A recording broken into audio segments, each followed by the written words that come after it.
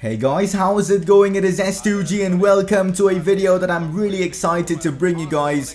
FIFA 18 official gameplay, Chelsea versus Manchester United. Now this video, the footage isn't mine, it is IGN's. So if you guys want to check out the original video, links will be down in the description below. But in this video, I'm going to be talking about FIFA 18's gameplay. Now, I think I can give you guys a good analysis of the gameplay. And I'm going to be talking about some career mode and stuff, maybe even some ultimate team.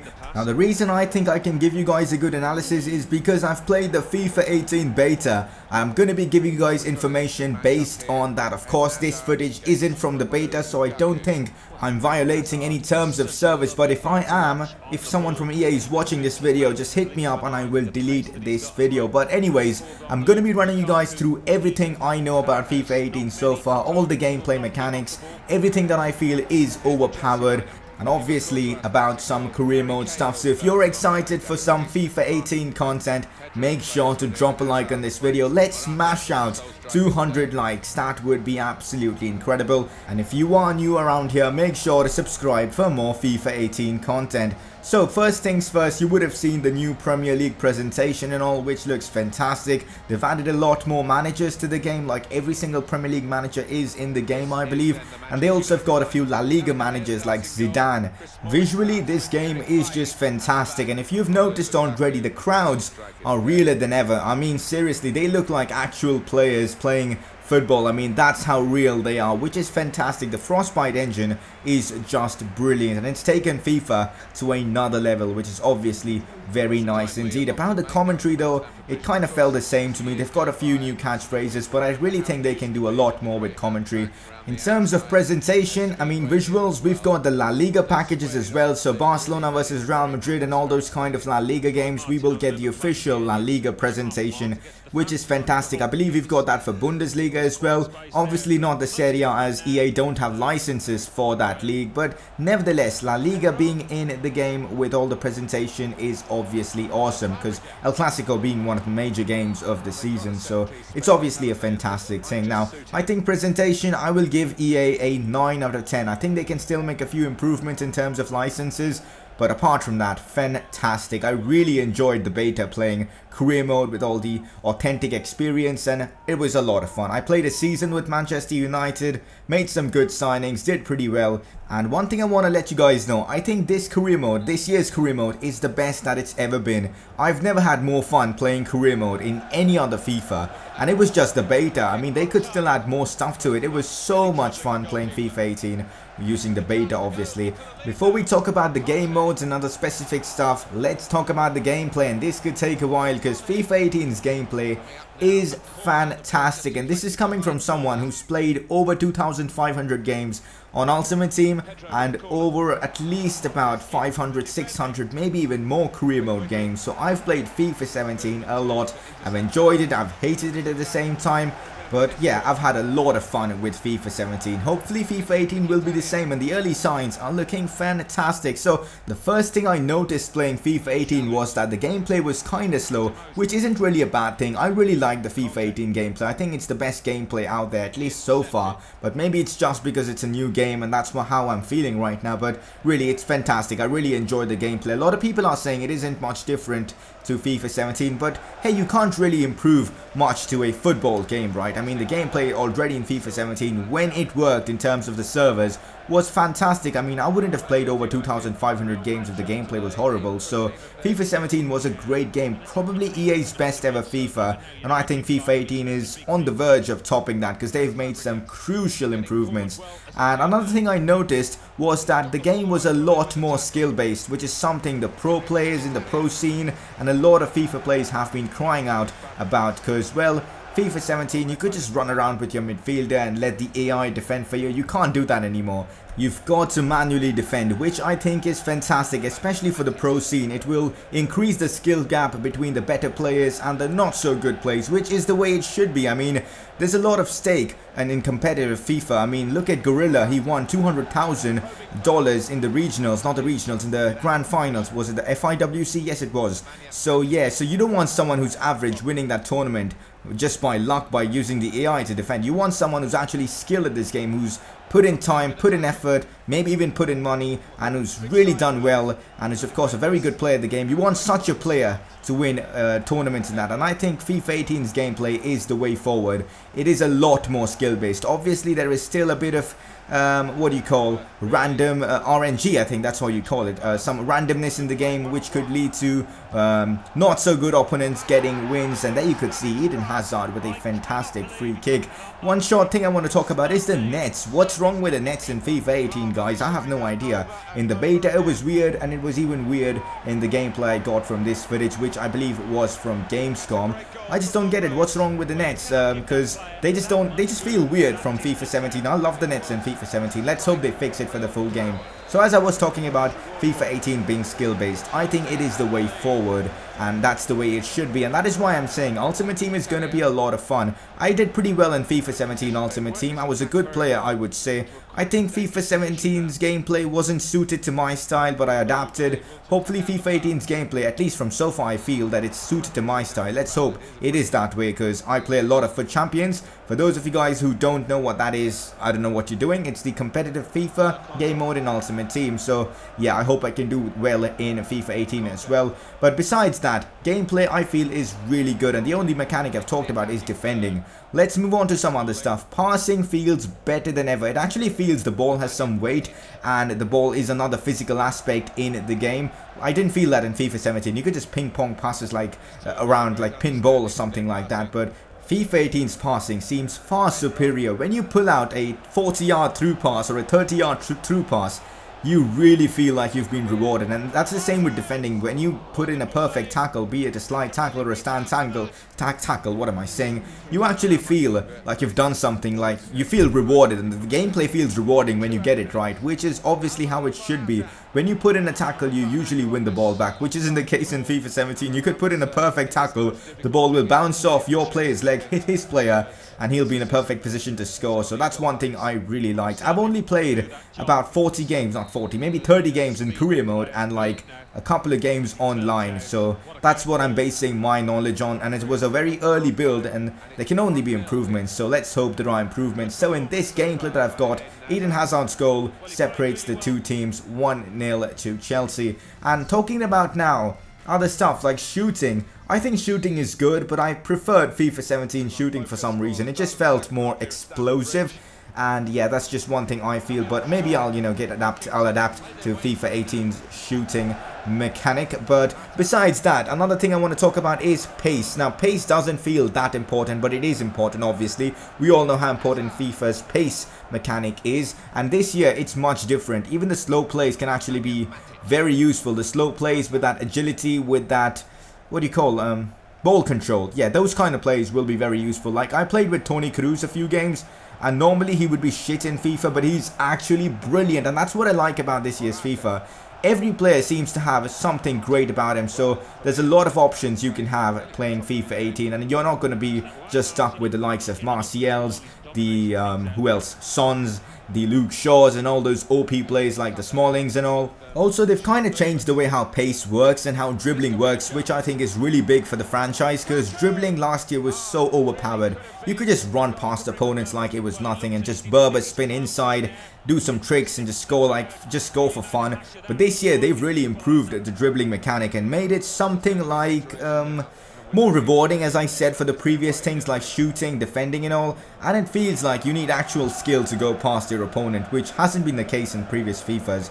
So when you're running, if you're just sprinting around like a moron and not with a good player, like maybe let's say with David Luiz, who isn't that great of a dribbler, you're going to lose the ball easily. But if you sprint with Messi, obviously you have a higher chance of going past your opponents, but even so, you could still get tackled because the ball doesn't stick to your feet as much as it did in FIFA 17. So the most effective way of dribbling, I think, is personally just walking around with the ball. Not walking, just jogging with the ball, I think I'd call it. Just without running, without pressing the sprint button, basically. That's the best way of dribbling. And then there's another thing, explosiveness, which is so much fun to execute. So let's say you're using Eden Hazard and you're running towards your opponent by, you know, without pressing the sprint button though.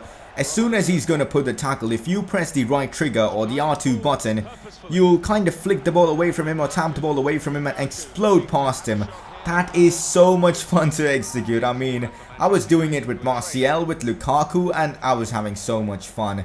So that's basically how the pace mechanic works, and I think it favors even the slow players and even the fast players, and it really balances the game out, which it should, because last year FIFA 17 we all know who were the overpowered players, the fast ones, the ones who were small, agile, and yeah. But this year even the tall players who are slow and our strikers can be overpowered, because heading is also really effective. I mean, I don't think there's any mechanic in this game that isn't that effective. I feel everything is kind of overpowered, which makes the game as balanced as it can be. Now, I know I might be speaking way too highly of FIFA 18, but this is just my honest experience from playing the beta, and I'm really enjoying it. So I'm talking about heading. So Lukaku and these kind of plays, like let's say Ibra, who isn't the quickest, Aduriz, someone who's very good in the air, but obviously in FIFA he can't be used in competitive games or even in career mode, because you can't really do much with him because he doesn't have the pace to cope with the fast centre back. So as I was saying, you can cross in the ball and you've got at least a 65 to 75% chance of scoring with your header if you've put in a perfect cross, which is a high percentage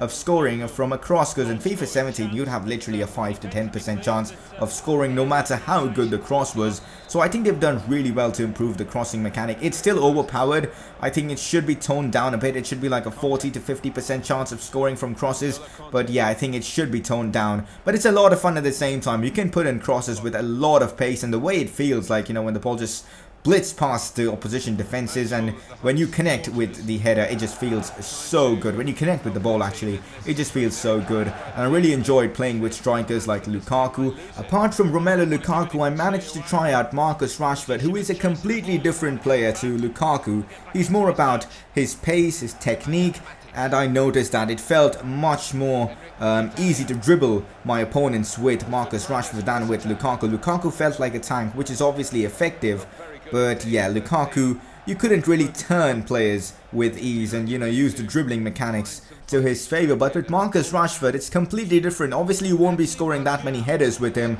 but he can burst past oppositions and he can burn defenders down the wings as a striker. And again, that is also a lot of fun, and that brings a lot of versatility, and this is going to come very useful in both career mode and ultimate team, because in career mode you'll obviously be looking to buy a pacey striker because that's how the game works and that's how you're going to score your goals. But with this year, every striker having their own unique qualities which can be effectively used in the game, there's going to be a lot more different players that you can buy. Because let's say a slow striker, I can't get a slow striker. Let's say Giroud, he's a player that you want to buy in career mode, but so far you couldn't do that because you can't really play with Olivier Giroud. He's not good in the game, but this year he's going to make those amazing attacking runs in the box and score you a lot of headers. Obviously you're not going to be able to dribble with him, but yeah, you can score some crazy headers, so he can be your target man, and the use of a target man this year has been better than ever. And obviously pacey strikers are also OP. And another thing about dribbling is the bridge dribble, where you can tap the ball one side of the defender, burst past the opposition from the other side. That is also fantastic. I really like that, and that's a lot of fun to do. Skill moves is something that I didn't really try that much. The obvious skill moves like the ball roll and the Berber spin are OP, as it's always been. But apart from that, I couldn't really try out skill moves because I was still figuring out how to play the game. And about strikers, as I said, versatility, you can use pretty much any striker you want if you know how to play the game properly. In midfielders, similar to, you know, strikers, I found the same exact thing for midfielders. Every single midfielder had their own unique quality. Like if you use someone like Juan Mata, who I used extensively, you'll notice that his dribbling on the ball is fantastic, and of course, you are going to be able to burst past oppositions and dribble your way around a lot of plays, and that is also a lot of fun. But if you're using someone like, let's say, Marouane Fellaini, you'll have that physical prowess, and that will be helpful in winning headers for you defensively and offensively through corners. So I didn't really have a preference in terms of midfielders. Obviously, the players that are both physically strong and technically good, like Pogba, are far superior to any other player in the game. Another thing, that the difference between the average players, like let's say a 80 rated Luke Shaw and somewhat like a 87 rated David Alaba, is huge. You will actually feel a massive difference in both those plays, which is great because in FIFA 17 you couldn't really find a difference between Anthony Martial and Cristiano Ronaldo. That's how OP Martial was, but not this year. There's actually a difference that you'll feel between the elite players and the decent players. So that's about it for the gameplay, I guess. I've talked about everything that's important. Yeah, I think I forgot about defenders. Now, defenders, it was like last year, in my opinion. The pacey centre-backs are obviously much better to use, and the agile ones I couldn't get on with these slow centre backs because they were just getting outpaced by opposition defenders. So, and goalkeepers, yeah, I forgot about a couple of stuff. Goalkeepers felt really horrible, which is something they've got to improve because I was scoring long shots for days. So goalkeepers is something they've got to improve. Defenders maybe balance out the game, but they can't do it this year, so maybe in FIFA 19. But I think it's still good. I mean, the midfield and forward lines have been balanced out, so you can actually use any midfield in the game depending on how you play, which is obviously very nice. So that's about it for the gameplay. The last few things I want to talk about is career mode. I can't really talk much about career mode because EA don't allow that. Although you guys probably know what the features are. The transfer system has been revamped and made a lot better with the Frostbite engine. Not going to say more about that, but it basically makes the career mode experience a lot better and a lot more authentic. And you can actually play career mode for a lot of seasons without getting bored. Another thing, teams have different styles. If you're playing Barcelona, they're going to pass the ball around and kill you to death. But if you're playing teams like Chelsea, they're going to try and hit you on the counter, which makes every game that you play in FIFA 18 single player, you know, against the AI, much different to the previous one, which is something we've been asking as career mode fans, because you don't want to be playing Barcelona and have them, you know, have 30% possession and just play like any generic team trying to run down the wings and cross the ball. They actually play like Barcelona. It's much harder to beat them on even Legendary. I've of course got a good hang of the game, so I was able to beat Legendary, but it was a lot of fun. And the opposition also score goals. I had a lot of problems in FIFA 17 as my opposition just wouldn't score. The AI just wouldn't score against me. They would just do random shit like pass the ball around the back sometimes, pass the ball around the wings, but that's not the case. You actually feel like you're playing a human, which is obviously great. I can't talk more about career mode, but what I can tell you, it is absolutely fantastic, and I can't wait to produce FIFA 18 career mode content. If you're here for that, make sure to subscribe. Also, penalty system has been revamped. It's still a bit hit and miss because sometimes you could put the penalty in the perfect spot and the keeper, if you dive the right way, will jump over the ball like exactly that. It's very annoying, but you can't really do much because penalties, obviously the advantage should go to the penalty taker. So that's about it for all the game mechanics. Obviously I haven't talked much about Ultimate Team. It's because I haven't tried out Ultimate Team, so I can't tell you much. But from what I've heard, it's a lot of fun. And online, I tried a couple of games online, and the opposition or the opponents I played, they weren't that good, so I can't really tell much about that. But one thing that I can tell you is the game favors possession style football, and I think it's the first time the game actually favors the dominating team, because, well, last few years it's been the counter-attacking sides that have dominated FIFA 8 to FIFA 17 or FIFA 16, but this year it's different. If you keep hold of the ball, it'll be very difficult for your opponent to just get the ball back and launch a 30-40 yard through ball, because your fullbacks actually intercept a lot more. They put a lot of pressure, and when you're attacking, your defensive line goes actually pretty high and hence stops all counter-attacks really well if you've got a fast, pacey backline. So I'm really excited to have a FIFA that actually favors my style of play, which is possession style football. That's all about FIFA 18 I can discuss with you right now. I'm super excited for FIFA 18. I haven't pre-ordered the game yet. I will very soon, obviously. I'll have content coming from FIFA 18 through EA Access on September 21st, maybe even before that, because I've got some FIFA 18 footage with me. That's about it for this video. Subscribe if you're excited for FIFA 18 stuff. Drop a like in this video if you've enjoyed it. 200 likes would be awesome. And I'll see you guys soon.